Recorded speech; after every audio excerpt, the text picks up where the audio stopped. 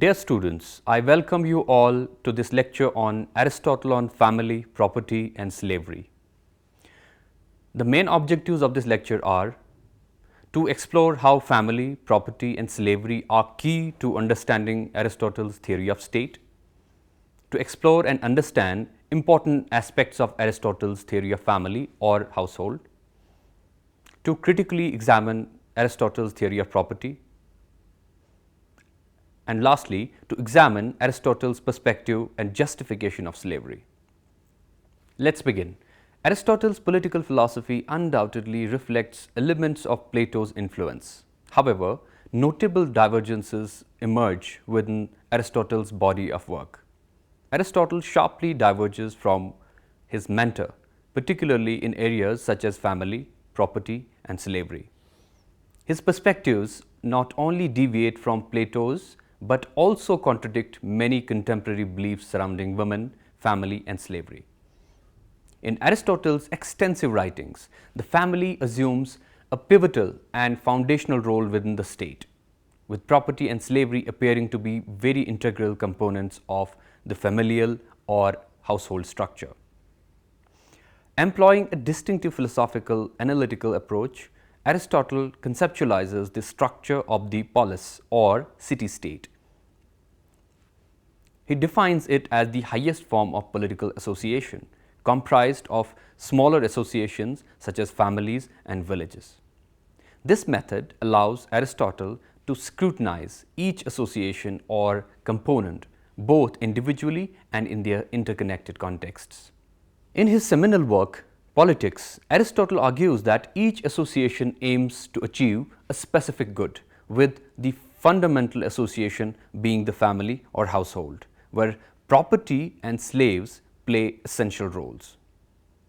Families collectively form villages, and the aggregation of villages lead to Aristotle's conception of the city-state, which he describes as the pinnacle that completes and fulfills the nature of man. These intricate themes are elaborated upon in Book First, titled The Household and the City of Politics. So, in the following sections, we delve into Aristotle's discussion on family, property and slavery. As we initiate this exploration, it's vital to recognize that while we analyze these concepts separately, they are intricately intertwined. Let's get started. Let's first talk on Aristotle on family or household. The concept of family as an institution and its functional significance held a central place in the writings of both Plato and Aristotle. Plato perceived the family as an impediment to the efficient functioning of the state. This led him to propose the abolition of family, at least for the ruling elite, and complete redirection of social energies towards the state. Aristotle, in stark contrast, vehemently disagrees with Plato on one crucial point: the role of family and its significance for the state. In Politics, Aristotle delineates two elementary associations that give rise to the establishment of the family or household. A union of males and females for the reproduction of the species, which is driven not by deliberate intention but by natural impulse. B, the union of naturally ruling elements with the elements that are naturally ruled, namely females and slaves. From this perspective, the family emerges as the primary form of association established to fulfill daily needs. The family stands as the foundational unit of the polis or the city-state, wherein the combination of households forms a village and the aggregation of villages constitute the polis or the city-state, which is the highest form of association, often described as an association of associations. For Aristotle, satisfaction is unattainable in a solitary existence. Hence, man seeks and requires the companionship of parents and children and wife, and indeed of friends and fellow citizens. One compelling Rationale cited by Aristotle for the indispensability of family lies in its capacity to instigate a profound transformation in both individual members and the broader political community. Aristotle posited that a key factor contributing to this transformative influence is the cultivation of responsibility within the family, an essential virtue conducive to the establishment of a just and virtuous society. The sharing of both sexual partners and parental responsibilities, Aristotle contended, diminishes the level of care devoted to each individual, a phenomenon that foreshadows the modern conceptualization of the tragedy of commons. In Aristotle's Politics, as Ernest Barker notes, the household may be primarily meant for mere life, but it also secures good life. It has a moral use. The father has a moral influence over his children, for every household has its father for king and master over his slaves. Husband and wife may unite to produce children and to secure a livelihood by division of labor. They are also united in a moral friendship, each rejoicing in and helped by others' goodness. The family stands as a moral institution, necessitating engagement with core ethical considerations encompassing issues of morality, accountability, and human virtue. Aristotle's theory of family underscores the pursuit of unlocking the complete potential of individuals as its ultimate goal, with virtue serving as the telos or the purpose of the essential means to attain this objective. In this framework, it is within the familial context that virtues are nurtured and cultivated, playing a crucial role in the realization of human potential. It's important to note that insights on virtues have reignited what is called Neo-Aristotelian tradition, led by Martha Nussbaum, McClintock, and Robert Solomon. There is a third purpose that family serves for Aristotle, other than sustenance and moral life. It is what Aristotle would call common life. His ability to communicate verbally serves as not just the foundation for justice, but also as an inclination towards fostering camaraderie and social interaction. Within the familial setting, there exists a gratifying sense of common life, evident in the companionship between spouses and relationship between parents and children. Despite the diverse dimensions it encompasses, the household alone is insufficient for man, as Aristotle openly acknowledges its absolute necessity. Contrary to Plato's dismissal of household in favor of broader state association, Aristotle advocates for its preservation, but as an integral component of more extensive entity. Consequently, the natural progression extends the significance of the household to encompass villages and ultimately the state. Now on property. Aristotle's account of property and its purpose is embedded within the broader context of his theory of household. According to Aristotle, both for the individual and the family, wealth serves as a provision of material resources, adequately meeting the requirements for leading a morally upright life. Aristotle defines wealth as an accumulation of items deemed necessary or beneficial for life within the realms of city associations or households. It is alternatively characterized as a compilation of tools and instruments intended for utilization of the household or the state. The idea of property for Aristotle is comprised of instruments that are accessible to fulfill the objectives of the household. Each item of property is considered an instrument serving the purpose of sustaining life. Property, in its comprehensive sense, encompasses the entirety of such instruments, encompassing both animate and inanimate entities, with slaves recognized as the most valuable among animate possessions. Nevertheless, Aristotle consistently acknowledges throughout his Politics that the distribution of property plays a pivotal role in shaping the actual structure of the state and reflects divergent notions of justice.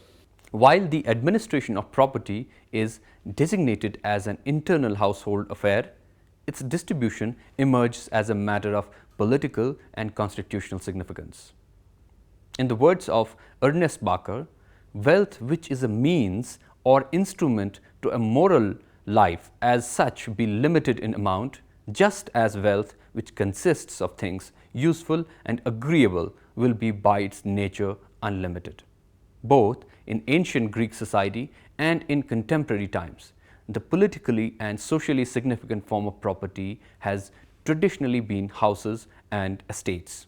In this context, the Greek term oikos encapsulates property, house, and family, all rolled into one. The significance of this type of property surpasses economic considerations, primarily because it establishes a fixed and enduring territorial foundation for individuals and families. Consequently, the historical practice of utilizing inherited fixed property as a criterion for citizenship has often emerged due to its role in providing a stable and lasting location for individuals and families. Aristotle's perspective on property has to be understood in the light of few factors. Firstly, the concept of absolute ownership was outlandish to the Greek society. Legal and moral constraints consistently governed the property transfers. Given that household property was viewed as a collective rather than an individual asset, the head of the household possessed the authority of use rather than disposal. The notion that ownership is defined by the right to dispose of or alienate possession is of Roman rather than Greek origin. Secondly, the significance of the polis or the city-state concerning property holdings was substantial. The upkeep of households was regarded as the responsibility of the polis, not just for private benefit, but also because the strength and political stability of the polis were intricately linked to it.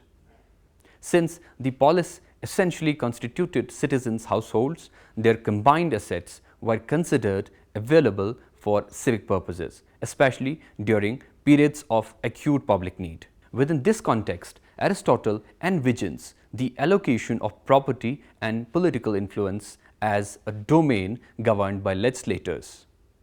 Aristotle acknowledges that the distribution of property significantly shapes the nature of actual states, with conflicts over property acting as a catalyst for civic discord and consequently a concern for aspiring lawmakers. In various sections of Politics, Aristotle indicates that legislators striving to rectify property distribution are addressing symptoms rather than underlying issues, as exemplified by Plato's promotion of communism of property. Aristotle's repudiation of Plato's communism of property concept is noteworthy for incorporating arguments reminiscent of liberal individualism. Aristotle, in opposition to the idea of shared ownership, advocated for private possession coupled with communal usage. His three objections to communal ownership are as follows. First, it would lead to dissatisfaction if both lazy and industrious enjoy equal benefits. Second, the joy derived from both personal ownership and generosity would be forfeited. The practice of virtues like temperance and liberality, which hinge on the proper use of property, would be precluded. Nonetheless, Aristotle affords greater significance to the latter objection, and by corollary, he intends to argue that communism necessitates the relinquishment of individual households. A problem in Aristotle's argument, however, lies in its lack of clarity regarding the distinction between ownership and use. It is the scenario in which each person's property is utilized for the collective benefit of all, aligning with the sentiment expressed in the proverb, "Friends' goods are goods in common." Aristotle approvingly cites the Spartan practice where citizens freely utilize their neighbor's property during journeys as if it were their own, adapting to the needs at hand.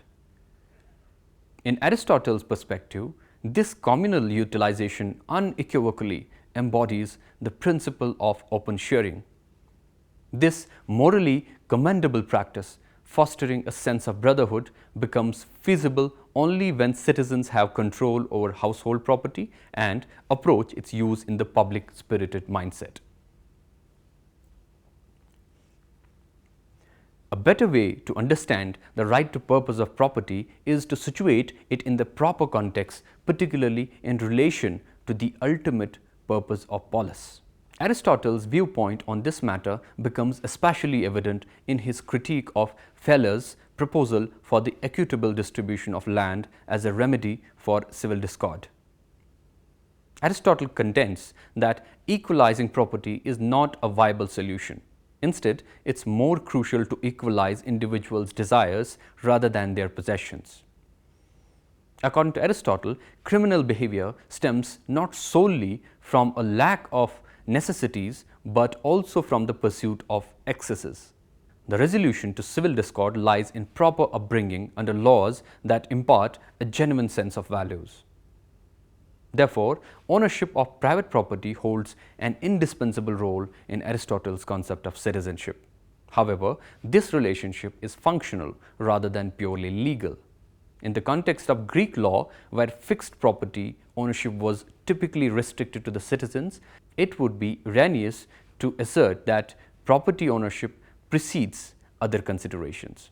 While the formal entitlement to partake in public affairs qualifies an individual as a citizen, active citizenship is reserved for those who actively engage in political life. Property, in practical terms, becomes a necessary condition as it provides the essential free time or leisure for citizens to participate in political activities.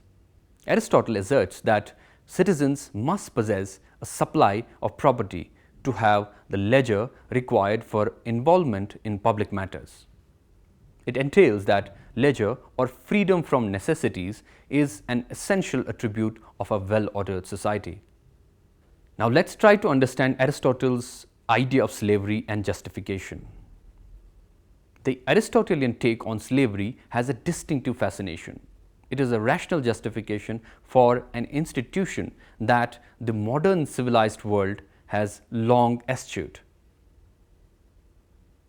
It is by any standards what is frequently labeled as blot on Greek civilization. In defending the intrinsic nature of slavery, Aristotle commences from the sophistic standpoint and employs a similar line of reasoning to challenge that perspective that he used in his defense of the state. While the sophists asserted that slavery was a matter of convention, Aristotle counters by asserting its naturalness, contending that it is moral. According to Aristotle, every action requires its proper tools, and the art of economics specifically necessitates instruments for household management. The overarching term for instruments essential in this context is property, constituting a collection of tools which can either be inanimate or animate. For instance, steering a ship requires both an inanimate instrument like a rudder and an animate one such as a person on lookout in the bows, considered the animate instrument of the pilot. Similarly, the art of household management requires both inanimate tools like clothing, furniture, and animate tools such as servants. Aristotle, however, views the servant as a type of inanimate property, essentially a slave, with slavery in his understanding equating to what we refer to as domestic service. In Aristotle's definition, a slave is a piece of animate property engaged in providing services, and in the capacity of property, the slave is considered a possession of his master. In order to understand Aristotle's defense of slavery in its proper context, it is essential to locate the outlook of slavery as practiced in Greek societies. There were numerous individuals of lower status than citizens, including resident aliens, metics, and women, who, despite lacking certain significant freedoms, were not classified as slaves. The condition of slavery involved a form of bondage, either to another individual or to the city-state. Among those acknowledged in law or public perception as slaves, there existed a wide spectrum regarding the extent of freedom in aspects like residence, movement, occupation, income, and wealth. Andrew Lockyer provides a classification of slaves in Greek society, which included: number 1, domestic servants, both males and females, closely integrated into the citizen's household, this being the traditional form. Second, the Spartan helots or Thessalian panist, characterized as serfs, individually owned but collectively obligated to work on land. Third, public slaves engaged in city bureaucracy roles in Athens, managing accounts and constituting the police force. And the last, various types of mechanic slaves, ranging from skilled to responsible positions. Furthermore, Lockyer also delineates the various avenues through which an individual could become a slave. It included debt slavery, which was a rare occurrence in Athens, war captives, which included mass enslavement and was historically more significant. Third, slaves by birth. While slaves had a freedom of buying their freedom or receiving it as a gift, by Aristotle's time, the likelihood was that most slaves in Athens had known no other status besides that of their birth. It's noteworthy that Aristotle specifically justifies the traditional model of household slavery. In Aristotle's view, the purpose of household is centered around life, with life being considered as action rather than production. Consequently, the slave, being an instrument for the purpose of life, assumes the role of a servant in the realm of action. Since action involves deliberation, the master's role is deemed crucial to the slave. Aristotle, however, does not advocate for the use of slaves beyond the household's intended purpose. He does not support the utilization of slaves for production, hiring, or mining activities, and he also opposed the communal slavery. Aristotle's conception of slavery is fundamentally paternalistic, and his rejection of slavery for production or mechanical purposes constitutes a critique of the prevailing practices of his time. The only form of acquisition that Aristotle lends any credibility to is once again the traditional method of acquiring political prisoners. More interesting aspect of Aristotle's concept of slavery is the kind of arguments he offers in its justification. Aristotle provided justification for slavery through an analogy of nature, viewing it as an integral component of teleological structure of the universe. According to him, reason indicates the presence of a pervasive principle of rule and subordination throughout the world, extending to both animate and inanimate nature. This principle is comparable to the dominance of a single tone in music. In any compound where elements unite, there exists a coordinating scheme directing these elements towards a single objective. In the presence of such a scheme, there must inherently be a supremacy of one element and the corresponding subordination of the other. The union of a master and a slave constitutes a household, and the structure of a household necessitates the subordination of one and the governance of the other. Despite the universality of this principle of rule and subordination, reason reveals that it is not uniform. Various degrees of rule and subordination exist. When the governed entity is inherently good, the governing entity exercises a more elevated form of authority, leading to a superior outcome compared to a situation where the governed entity is inferior. The mastery of a master over a slave represents one such degree, a form of a rule that is nobler than that of a shepherd over his flock, while less esteemed than the governance exercised by a statesman over his citizens. Aristotle employs the analogy of the body and soul to provide a further justification of slavery. In this analogy, the relationship between the slave and the master is likened to that of a body to the soul, mirroring the dynamic between master's body and the soul. The slave is considered as an extension of master's body and analogous to the natural order where the soul governs the body. Aristotle argues that the master is inherently meant to govern the slave.